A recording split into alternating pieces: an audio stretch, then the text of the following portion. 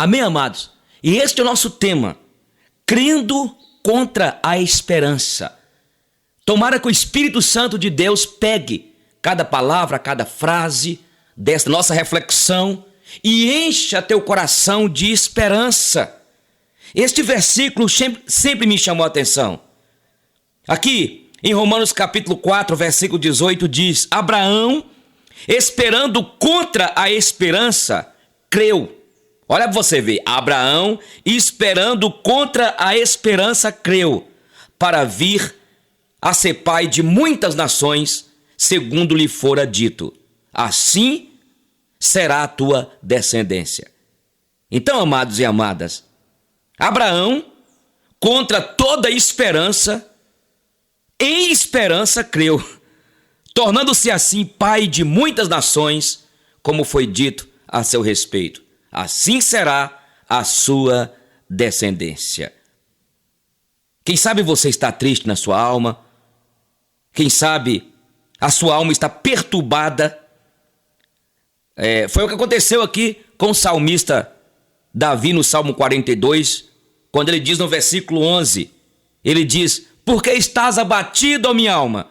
Por que te perturbas dentro em mim? Olha o que ele diz: Espera em Deus, ponha a sua esperança em Deus, pois ainda o louvarei. Ele é meu Salvador e o meu Deus. Este texto é tremendo, irmãos. Esperando contra a esperança. Como pode, e isso que foi minha interrogação, esperar contra a esperança? Abraão realizou esse feito, e ele foi um homem que agradou a Deus, e precisamos de ver como que este homem foi vencedor na sua caminhada de fé. Então tem 3 palavrinhas aqui: fé, esperar e esperança. Precisamos de ter a esperança do verbo esperançar. Muitas vezes temos tido esperança do verbo esperar. A ideia de alguns é que esperar é uma atitude passiva. Já a esperança dá a ideia de um sentimento ativo, de resiliência quanto aos embates da vida, quanto aos sonhos. Então, esperar é uma atitude ativa ou passiva, de descansar, de aquietar. Espera no Senhor é a ideia de aquietar. Agora, esperança dá a ideia de determinação, é um sentimento que me leva a sonhar. Alguém disse que esperança é a oxigenação dos sonhos. Esperança é o combustível da própria alma. Esperança é a dízima periódica do milagre. Sabe lá, quando você estudou matemática, está lá o 6, aí de repente começa tudo de novo. Então agora fé, o que é fé? Fé é a certeza das coisas que se esperam e a convicção de fatos que não se veem. A fé gera em nós o esperar, o aquietar, gera em nós o descanso. Pela fé, eu vou descansar e esperar. A fé gera a esperança. Na verdade, nós como povo de Deus vivemos mais nesta plataforma da esperança, tendo fé. Na esperança de que Deus, segundo a vontade dele, vai realizar. Então, como pode alguém, voltando para o nosso tema aqui, crendo contra toda a esperança? Como pode alguém esperar contra a esperança? A gente já ouviu um ditado popular: a esperança é a última que morre. Na verdade, nossa esperança de fato morreu. Mas Jesus ressuscitou ao 3º dia. Esta esperança é Jesus que ressuscitou. Na visão de alguns, inclusive dos discípulos, no caminho de Emaús, eles haviam perdido a esperança. Mas quem estava ao lado deles? Lá estava a esperança deles, o profeta, o Salvador, o Messias estava lá. Então, a Bíblia diz que a fé de Abraão o fez esperar 25 anos pela realização de uma promessa, sem perder a alegria diária. Abraão era um homem de oração e colocava toda a sua expectativa, confiança no Senhor e não no aspecto natural das coisas. Hoje em dia, diante dos inúmeros desafios que nos apresentam, meus irmãos, nesse dia a dia nosso aí de trabalhar, de lutar, nesse embate do dia a dia, nós sentimos a necessidade da força da esperança, que é a mais profunda e infinitamente mais criativa. Então, a esperança é a expectativa de um bem que ainda não se possui, mas que por razões suficientes alguém crê e espera pode alcançar no futuro. Na vida diária, há muitas situações em que vivemos de esperança. Se estamos enfermos, esperamos recuperar logo a saúde. Se empreendemos um projeto, esperamos ter êxito. Enfim, inúmeros são os exemplos aí no dia a dia. E por isso, podemos dizer como Agostinho de Hipona, ele disse: nenhum homem vive sem esperança. A esperança leva à ação decidida, à luta tenaz, porque quem tem esperança sabe o que bem está ali, no seu alcance, mas sabe também que não cai do céu. Tem que conquistá-la ou conquistá-lo. Pela esperança, nos vemos alentados e motivados, e por todo o nosso empenho, todo o nosso envolvimento, toda a nossa criatividade, todas as nossas energias e forças, dons e talentos, nós empenhamos para alcançar finalmente o bem esperado. O meu propósito aqui não é ficar aqui sacralizando, divinizando a esperança, mas o meu desejo é que você seja como Abraão, que creu e esperou contra a esperança. O que é esperança? Certa vez um jovem procurou um sábio na intenção de descobrir o que realmente significava esperança. E o jovem estava ansioso e acreditava que o sábio iria lhe oferecer um bom tempo de profundo conhecimento. Acreditava que iria desfrutar certamente de uma das mais preciosas palestras de sua vida. Ao chegar, percebeu que o local, uma aldeia muito simples, e perguntando pelo sábio, descobriu também que residia em uma casa modesta, com fogão a lenha, sem luz elétrica, sem eletrodomésticos, nada muito sofisticado. Era um homem do campo. Isso lhe trouxe preocupação e perguntas: como pode ser um sábio morando em um lugar tão ermo e vivendo nesta simplicidade? Ao chegar fora, muito bem recebido, acolhido, e logo fazendo perguntas e mais perguntas, ficando impressionado com sua sabedoria, até chegar naquilo que mais queria. E ele falou então: como o Senhor, sendo sábio, o mais sábio, definiria a esperança? E o sábio lhe perguntou: foi então para isso que você veio? O jovem assentiu com a cabeça. Pois bem, é como o nascer do sol. O jovem ficou pensativo e na sua expressão percebia-se a decepção. Então disse: mas como? Só isso? O sábio respondeu: a escuridão da noite traz medo e preocupação. Esperamos o sol raiar e com ele um novo dia. Simples como deve ser, concluiu. E para um cristão, o que significa esperança?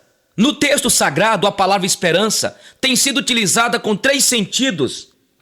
O primeiro, tikvá, e que vem do verbo hebraico gavá, que significa olhar esperançosamente em direção particular, ou esticar uma corda. Esta é a ideia de tikvá, que vem do verbo hebraico gavá, que significa olhar esperançosamente em direção particular.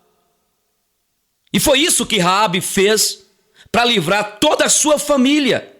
No Velho Testamento, amados e amadas, 33 vezes é usada esta palavra.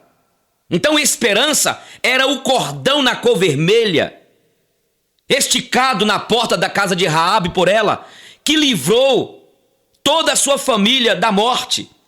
Ela tinha um olhar esperançoso, uma direção particular. Quer dizer, veja bem, Jesus era a esperança. Escute, Jesus era a esperança dos antigos, como das novas gerações. Ele era essa tikvá na porta da casa de Raabe, em semelhança ao sangue espargido na entrada das tendas dos israelitas ao serem resgatados da servidão do Egito. O sangue, aqui diz o texto de Êxodo, será um sinal. O sangue será um sinal para indicar as casas em que vocês estiverem. Quando eu vir o sangue, passarei adiante. A praga de destruição não os atingirá quando eu ferir o Egito. Então, em Cristo, amados, em Cristo, todos poderiam ser libertos da escravidão. Isso é maravilhoso, gente. Você está entendendo? Isso é uma coisa, em primeiro lugar, eu vejo aqui, impressionante, maravilhosa, quando nós entendemos isso aqui, esse contexto, desses tipos presentes aqui no Velho Testamento. Isso é grandioso. Não é um sonho feito de palha, é realidade.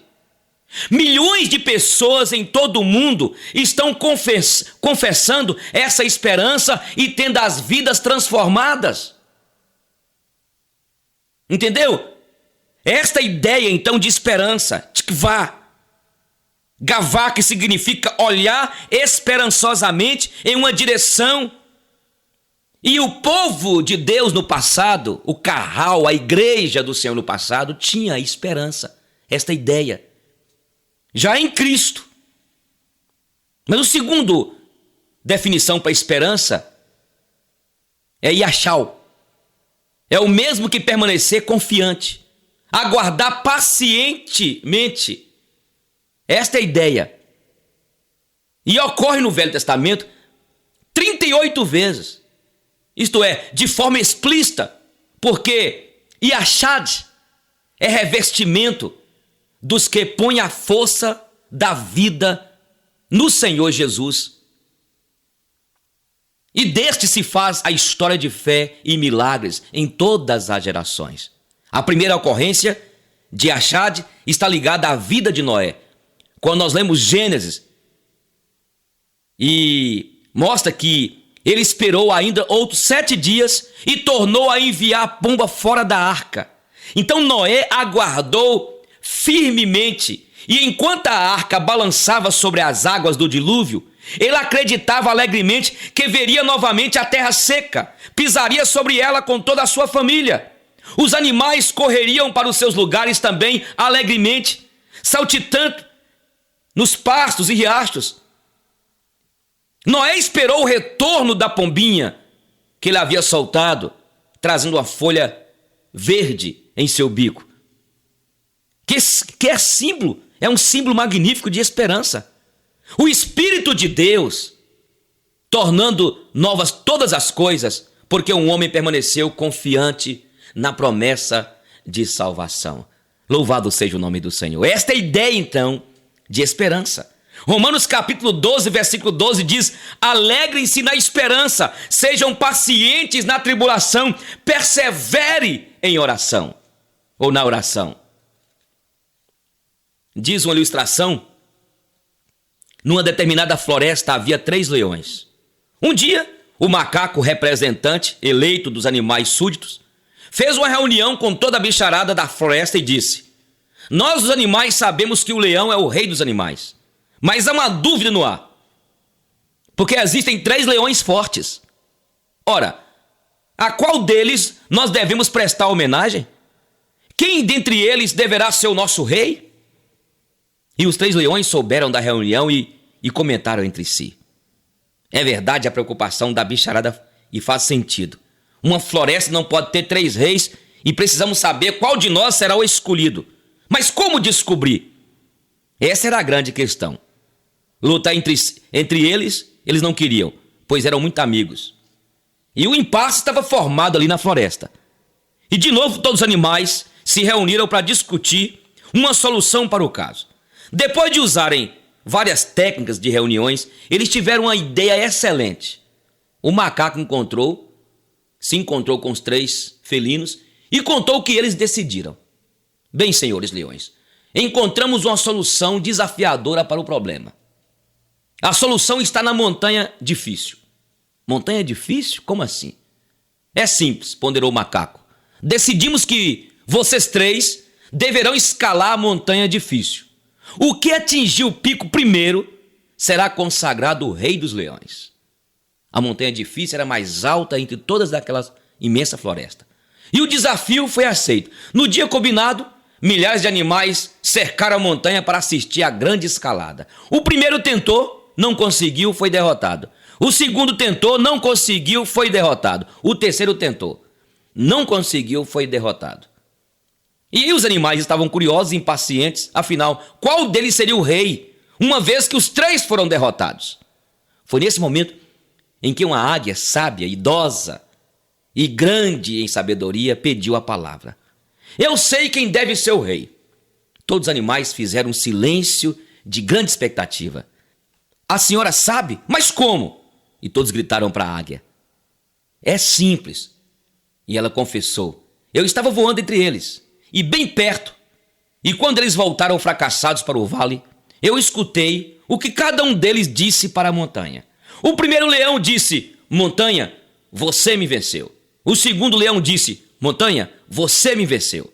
Mas o terceiro leão disse à águia, montanha, você me venceu por enquanto.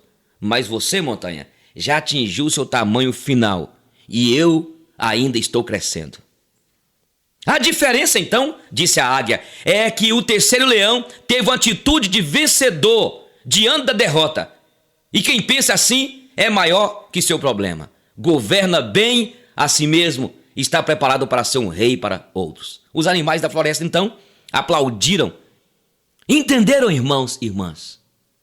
O que aconteceu com aquele terceiro leão? Ele não perdeu a esperança.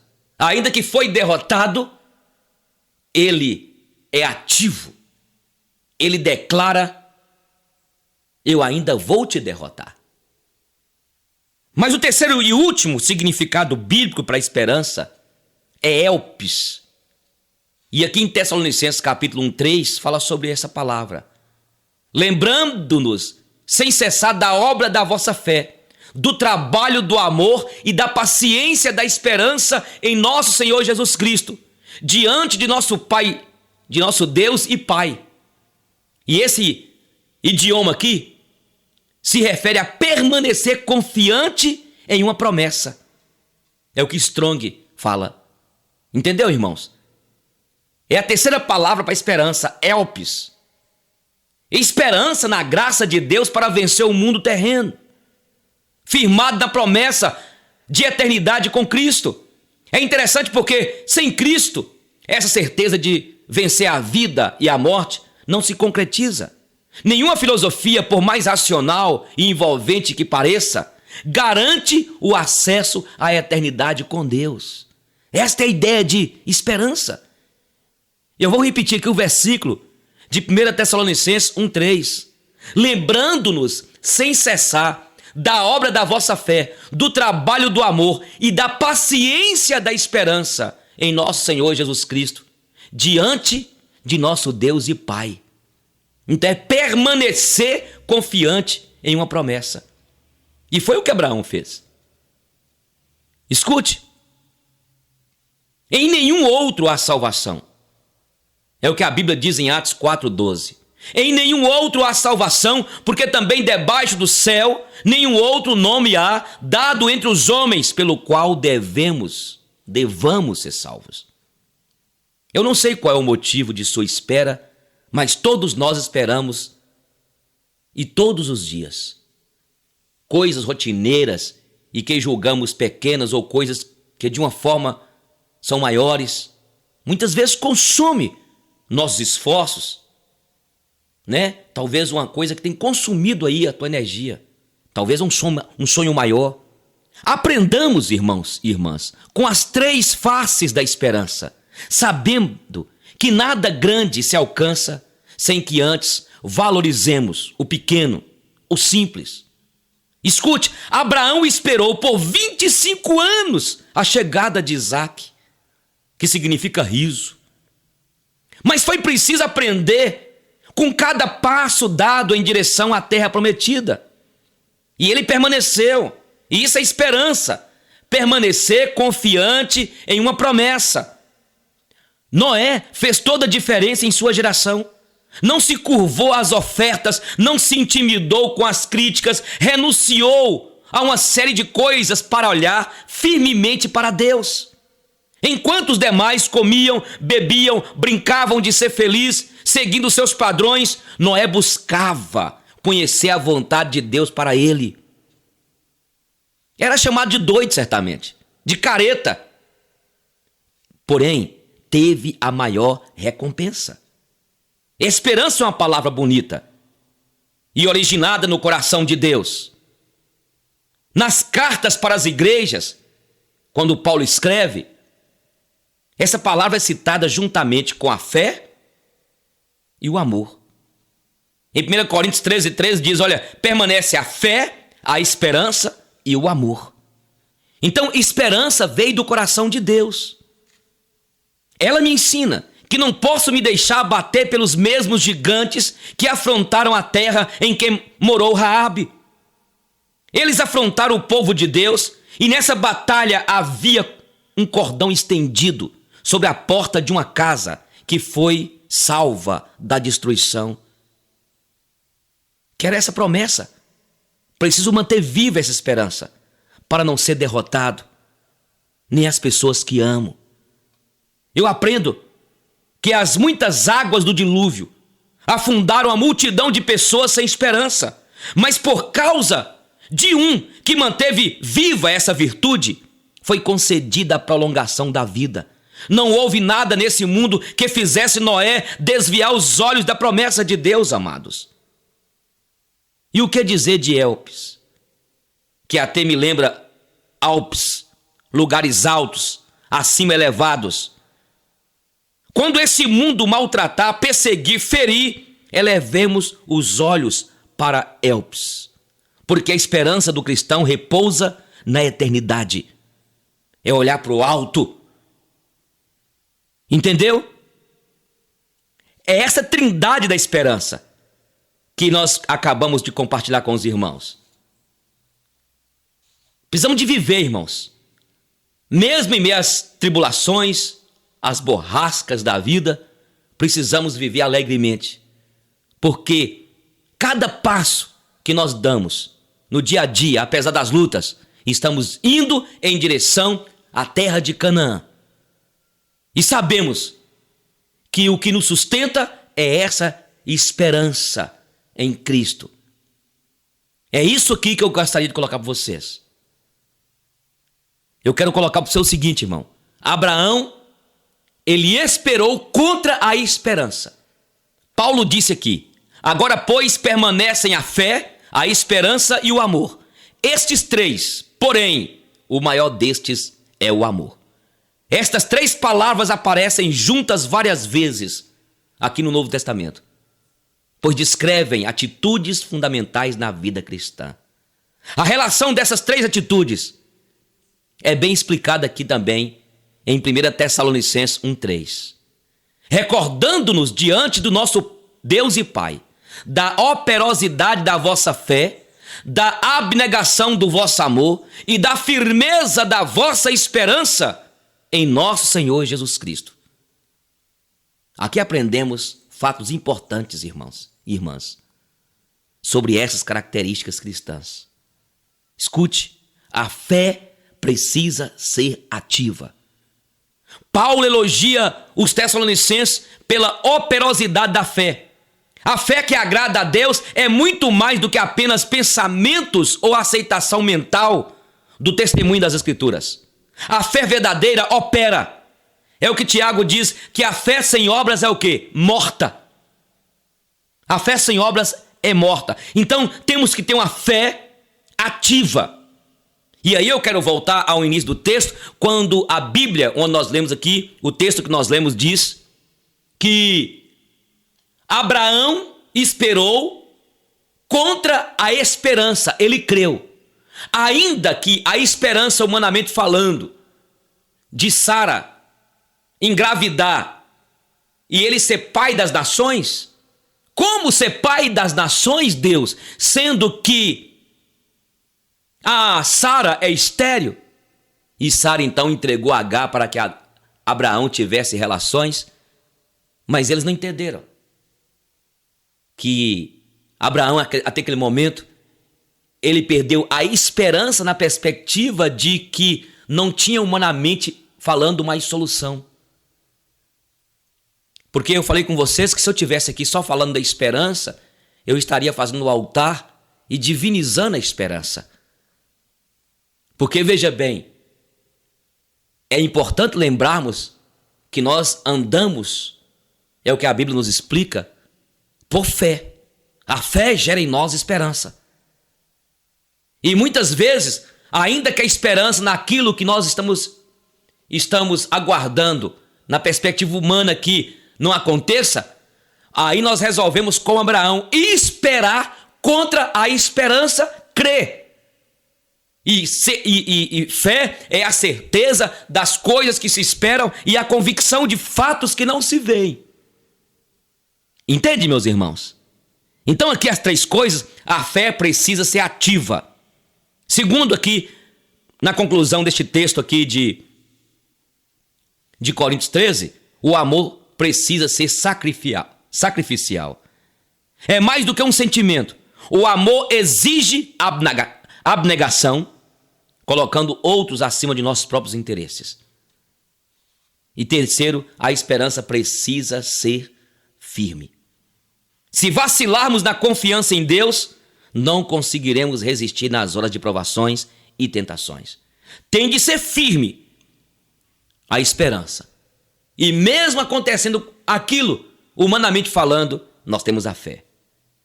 E aí eu quero terminar. Aqui diz Hebreus 10, 23. Guardemos firme a confissão da esperança, sem vacilar, pois quem fez a promessa é fiel. Por isso, irmãos, nós estamos firmados. Nós estamos firmados nas promessas de Deus. E nós temos esperança nelas. E as promessas de Deus, elas não falham. Elas não falham. Que Deus te abençoe e que você continue como Abraão, que continuemos como Abraão, crendo, esperando contra a esperança. Em nome de Jesus. Mais um dia raiou. É um novo dia. Veja que todos os dias Deus pinta um cenário diferente nos céus, anunciando que Ele sempre faz tudo novo. Os céus e a terra mais uma vez proclamam a glória e o poder de Deus. No desabrochar de uma flor, no canto de um pássaro, no cair do orvalho, no voar de uma linda borboleta, Deus relembra o homem que Ele continua cuidando de cada uma das suas criaturas. O luar cor de prata que ilumina os céus, o brilho das estrelas na infinita escuridão, a cada nascer do sol, o sorriso meigo de uma criança, é a revelação de Deus às suas criaturas, que Ele é bom, fiel e sua benignidade dura para sempre. Quando olhamos para um idoso com as suas cãs, quando vemos o riso de uma mãe ao gerar o seu primeiro filho, ao ver as gaivotas que voam lá no vale e a chuva que chega trazendo vida à semente caída no chão, é mais uma prova aos desavisados que existe um ser que controla o universo e conhece cada um dos seres existentes. Desde a menor criatura, o micro-organismo, os grandes seres que povoam os mares, os mistérios que existem entre os céus e a terra, só Ele consegue desvendar. Ele sonda e conhece cada coração. O pensamento já não chegou à mente e Ele conhece, decifra e frustra os planos dos homens gananciosos. Ele sabe quando me assento e quando me levanto, o andar, os planos e o deitar de cada um. Uma folha de uma árvore, um fio de cabelo não cai no chão, sendo que ele não saiba. Até mesmo as regiões de solidão da nossa alma, ele prescruta. Os nossos segredos não lhe são ocultos. Mas um dia chegou. Desfrute-o, viva-o, viva intensamente este dia, porque talvez este será o último dia que Deus te dá para você viver com quem você ama e quem Ele colocou ao seu lado. Celebre hoje com a sua família mais este dia. Brinde com seus amigos. Não deixe passar este dia sem trazer à sua memória as promessas deste Deus que tem o controle de todas as coisas. As suas misericórdias se renovaram nesta manhã. São a causa de não sermos consumidos. Elas não têm fim. Isto porque são eternas. Se renovam a cada manhã. Grande é a fidelidade de Deus. Apesar de sermos tão maus, rebeldes e desobedientes, Ele não nos nega o seu perdão e o seu amor. Não deixa de cumprir as suas promessas. Olhai os lírios do campo, olhai as aves dos céus. Não fiam, não tecem e não guardam para o amanhã o seu sustento. Sabem que Deus não vai lhes deixar faltar. O que te preocupa? O que te deixa inquieto e querendo retroceder? Aquietai e sabei que o Senhor é Deus. Ele é exaltado em toda a terra e entronizado entre as nações. Descansa no Senhor e espera nele. Entregue o teu caminho ao Senhor, confia nele e o mais ele fará. Ele fará sobressair a sua justiça como o sol ao meio-dia. Este é o dia que o Senhor fez. Regozijemo-nos e alegremo-nos nele.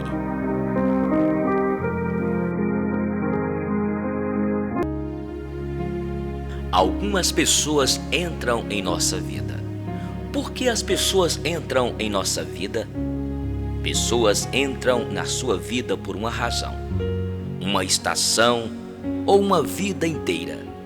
Quando você percebe qual deles é, você vai saber o que fazer por cada pessoa.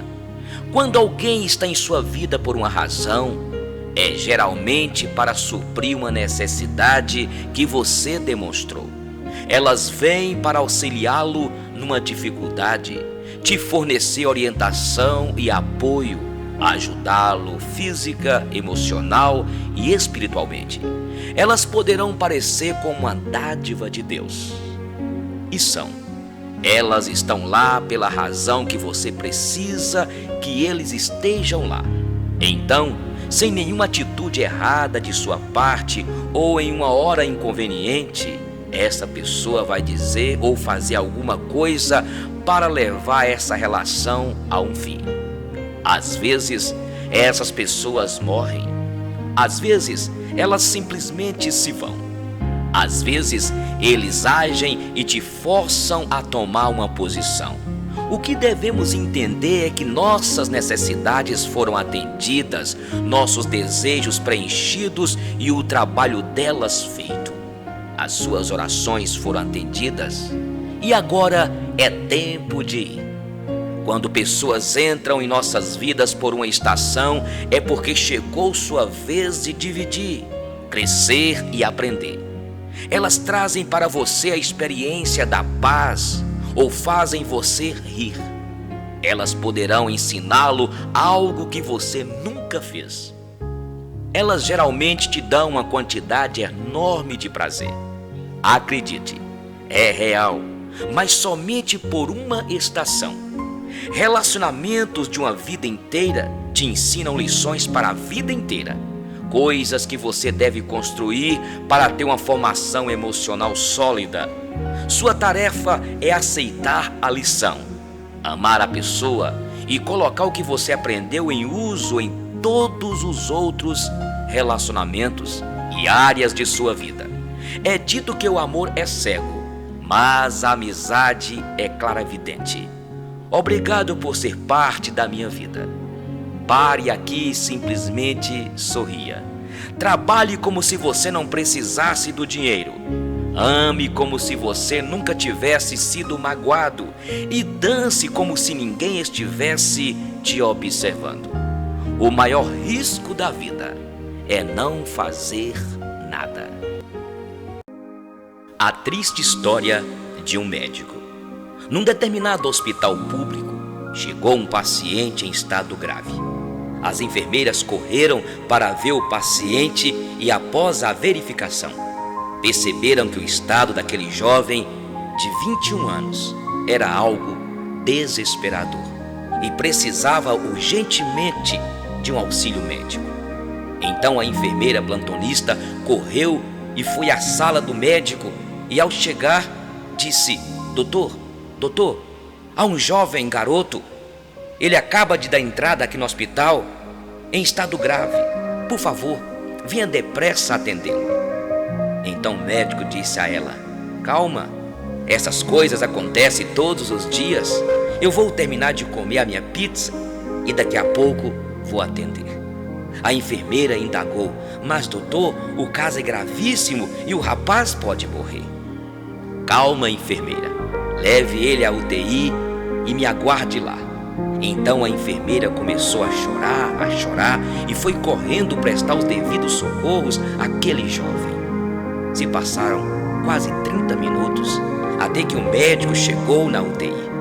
E ao chegar, a enfermeira estava chorando, olhando para o paciente que já estava coberto com aquele lençol branco, porque acabara de falecer por não ter tido socorro médico.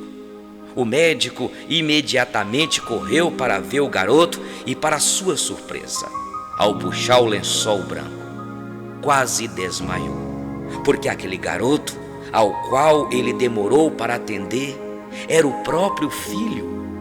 Neste momento o médico gritou e chorou, ajoelhando no chão e pedindo perdão a Deus e ao seu filho. Todos os outros médicos correram para ver o que havia acontecido e todos choraram, pois também conheciam aquele jovem filho do doutor, que poderia ter sido atendido naquele hospital público.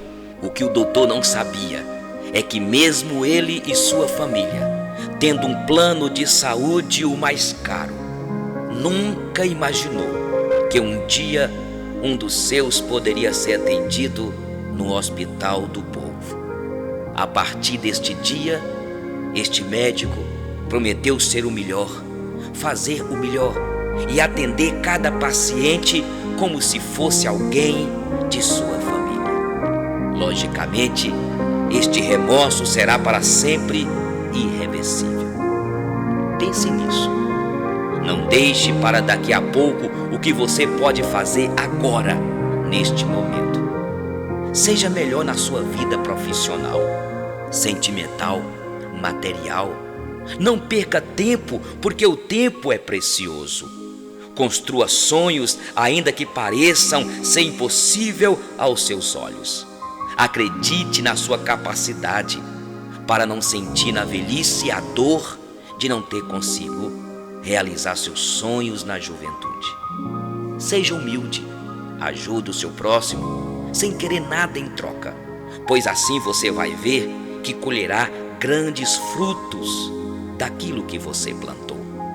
Não importa a sua situação financeira, se é rico ou pobre. No final, todos nós iremos para o pó da terra. Não poderemos levar nada desta vida. A Bíblia diz aqui em Eclesiastes 12:7: E o espírito volta a Deus que o deu, e o pó volta à terra como era.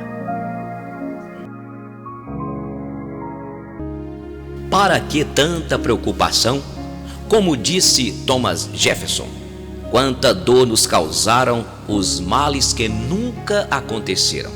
Infelizmente, as pessoas se preocupam demais.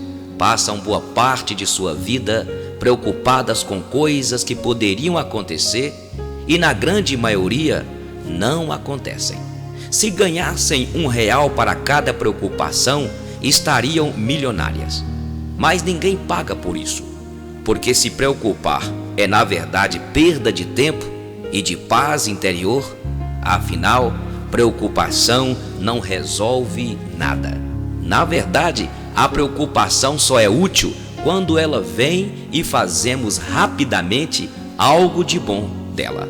Isto é, agimos preventivamente ou fazemos um planejamento e colocamos opções de contingência. Agora, ficar pensando no futuro, que na maioria das vezes não vai acontecer, é bobagem. Um desperdício de tempo que traz muita ansiedade e estresse. Se algo nos preocupa e não há nada que possamos fazer para resolver, então esta preocupação é descabida. Dessa forma, estamos perdendo tempo com aquilo que não podemos controlar. Não está em nossa zona de influência. Nessa situação, o melhor é deixar para lá e relaxar. A Bíblia Sagrada, em Mateus capítulo 6, o Mestre Jesus nos ensina: porque andeis preocupados e ansiosos com o dia da manhã, basta cada dia o seu próprio mal. Olhai os lírios do campo, olhai as aves dos céus, não tecem, não fiam e não guarda alimento para o dia seguinte. E o Senhor tem cuidado de todos eles.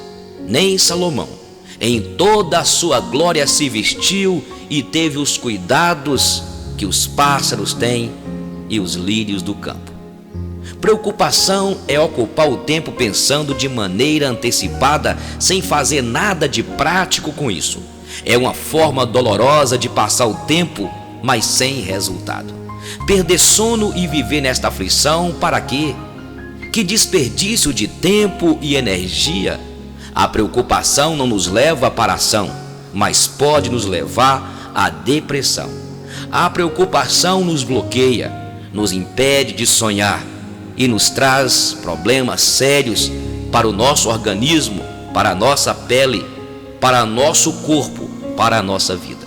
Muita gente não vive o momento presente, não presta atenção no que está fazendo agora, ficam preocupadas com o futuro, mesmo que seja com o minuto seguinte à próxima tarefa.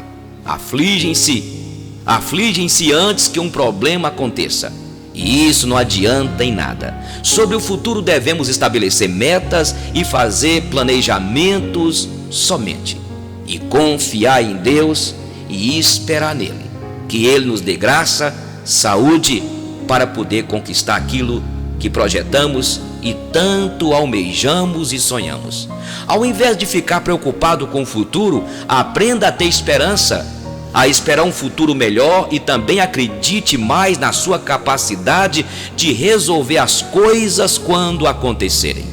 Afinal de contas, o Criador nos fez seres à sua imagem e semelhança. Nos deu a capacidade de sonhar, de tomar decisões e fazer escolhas. Se aparecer alguma preocupação, tome providências. Se não puder tomá-las por algum motivo, é porque é somente coisa de sua cabeça. Largue esses pensamentos. Viva com mais leveza. Se você confiar em Deus, se você acreditar no seu potencial, a vida é boa. Nós que não conseguimos entender a própria vida. Já ouviu o ditado: se não deu certo ainda, é porque ainda não acabou. Ele pode ser muito útil. Tenha fé em Deus. Acredite que as pessoas são usadas por Deus e são colocadas em tua caminhada para te fazer andar mais para frente. Que Deus te abençoe e que este dia seja um dia diferente na sua vida. Alegremo-nos e regozijemo-nos, porque este dia o Senhor fez.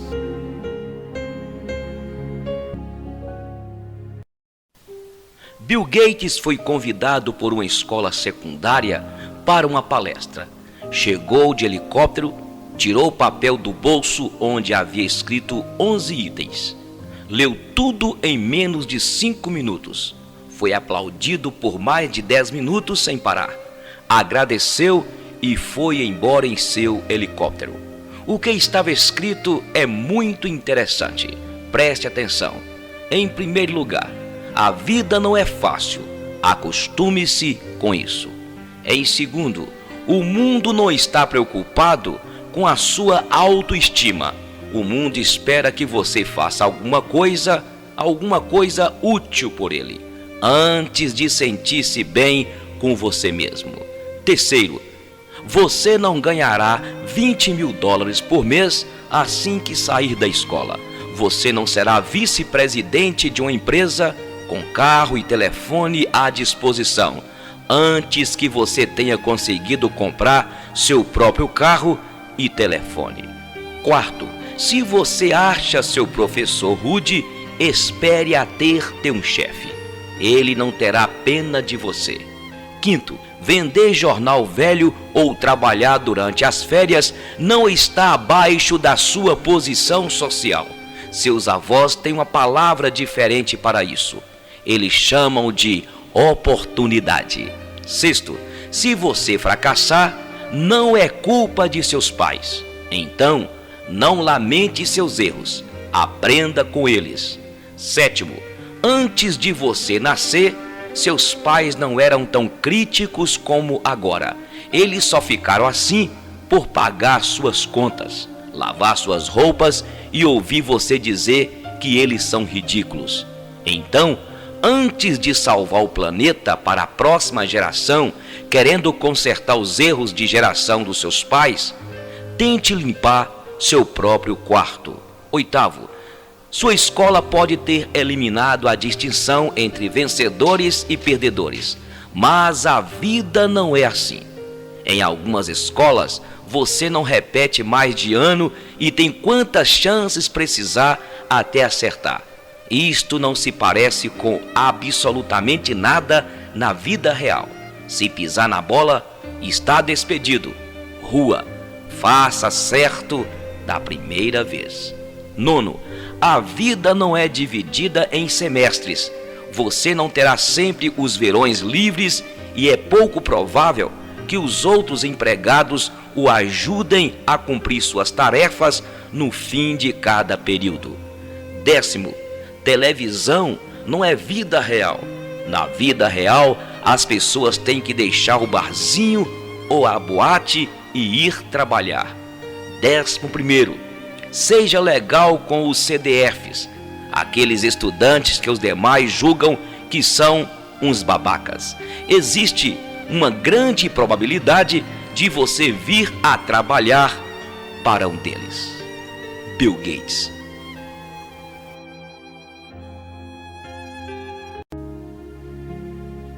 Ao meu querido pai, pai que aos olhos da criança é herói, pai que aos olhos do jovem, vilão, pai que aos olhos do adulto, um amigo, pai que aos olhos do velho é saudade. Quando eu te via como herói, não sabia quase nada da vida. Sentia-me seguro ao seu lado. Eu só queria ser seu filho. Quando eu te vi como vilão, pensava que já sabia tudo sobre a vida. Não queria proteção, eu só queria ser herói. Quando eu te vi como amigo, pude me dar conta dos erros cometidos. Foi quando realmente te conheci que entendi o sentido da vida. Quando me dei conta de sua falta, a idade já havia me alcançado.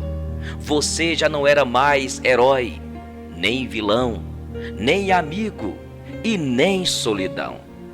Você virou soma de tudo aquilo que foi, de tudo aquilo que eu pensei que fosse, a síntese da vida que hoje eu vivo. A minha definição da palavra Pai. Luiz Alves.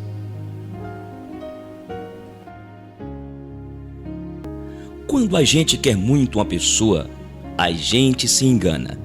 A gente tenta encaixar aquele outro ser humano em posições que nunca foram dele, a gente clama ao universo para um sim em algo que já começou destinado ao não. A gente quer e a gente bate o pé e faz pirraça feito criança para conseguir tudo. Mas um dia a gente percebe que o amor tem que ser uma via de mão dupla. Amor tem que ser fácil, tem que ser bom, tem que ser complemento, tem que ser ajuda. Amor que é luta é ego. Amor que rebaixa é dor. E então a gente aprende que amor que não é amor não encaixa, não orna, não serve. Fique com alguém que não tenha conversa mole, que não te enrole, que não tenha meias palavras, que não dê desculpas, que não bote barreiras no que deveria ser fácil e simples. Fique com alguém que saiba o que quer e que queira agora. Fique com alguém que te assuma, que ande com orgulho ao seu lado, que te apresente aos pais, aos amigos, ao chefe, ao faxineiro da firma, que segure a sua mão ao andar na rua, que não tenha medo de te olhar apaixonadamente na frente dos outros. Fique com alguém que não se importe com os outros. Fique com alguém que não deixe existir zonas nebulosas, que te dê mais certezas do que perguntas, que apresente soluções antes mesmo dos questionamentos aparecerem. Fique com alguém que te seja a solução dos problemas e não a causa. Fique com alguém que não tenha traumas, que não tenha assuntos mal resolvidos, que não saiba que para ser feliz tem que deixar o passado passar. Fique com alguém que só tenha interesse no futuro e que queira esse futuro com você. Fique com alguém que te faça rir, que te mostre que a vida pode ser leve mesmo em momentos duros, difíceis. Que seja o seu refúgio em dias caóticos. Fique com alguém que quando te abraça, o resto do mundo não importa mais. Fique com alguém que te transborde, que te faça sentir que você vai explodir de tanto amor, que te faça sentir a pessoa mais especial do universo. Fique com alguém que dê sentido a todos os clichês apaixonados.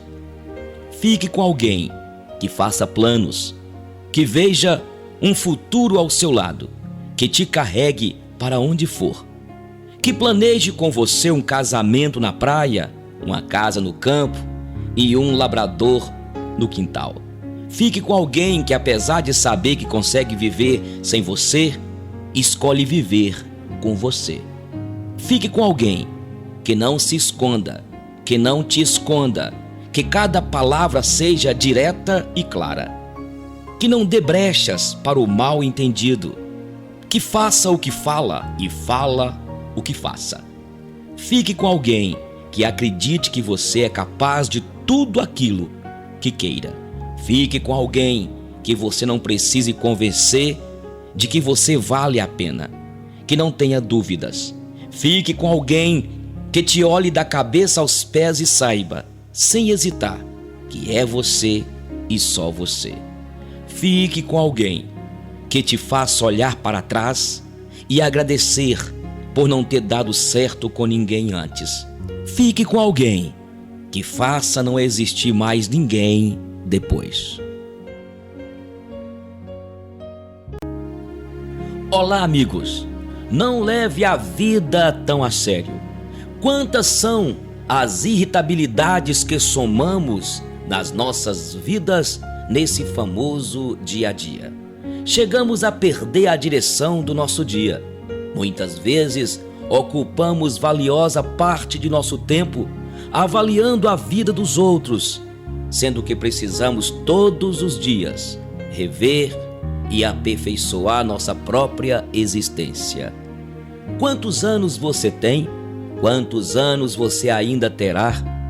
Olhamos para o nosso passado e deixamos que as horas passem e nos perdemos no tempo pensando.